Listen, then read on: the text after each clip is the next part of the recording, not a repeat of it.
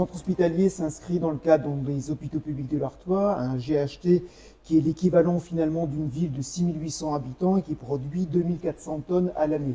Ces tonnes de déchets sont envoyées dans différentes usines de traitement où on a 93% de valorisation énergétique ou matière sur l'ensemble de ces déchets. C'est 54% de déchets dangereux, dont notamment les déchets d'activité de soins à risque infectieux, les piles, les cartouches et aussi des produits chimiques. En 2018, on ne recyclait pas les bouteilles plastiques et on ne recyclait que 25 tonnes de carton et de papier par an. Actuellement, en 2023, on en est à plus de 90 tonnes de carton papier et on est à 10 tonnes de bouteilles plastiques. Ce qu'on a souhaité mettre en place maintenant depuis 3 semaines, c'est l'extension des consignes de tri du plastique qui était jusqu'à présent exclusivement donc dédié à un type de plastique qui est le polyéthylène terephthalate, plastique constitutif des bouteilles. Et voici en fait ce que maintenant on demande aux unités en termes de recyclage. C'est une diversité de produits, du polystyrène, du polypropylène, avec différents types en fait de présentation. L'objectif, c'est donc de massifier en fait l'ensemble en fait de ces plastiques et autres récupérés sur nos établissements.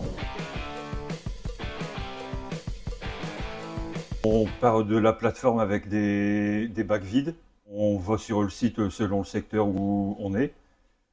Et donc on prend les ascenseurs, tout, et on fait les échanges de bennes quand c'est possible.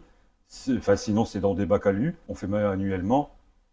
Et quand on a nos bennes pleines, on revient ici pour les vider dans les différents compacteurs.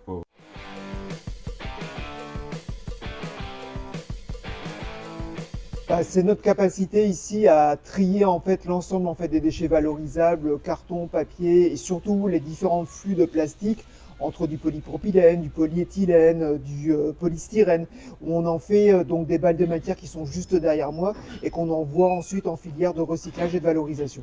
Ce sont les agents de l'établissement, l'équipe de collecte interne qui assure effectivement ce premier tri et on a la chance en fait d'être en partenariat avec une équipe sociale, donc l'ESAT, qui nous permet d'assurer en fait l'ensemble de nos pratiques de tri.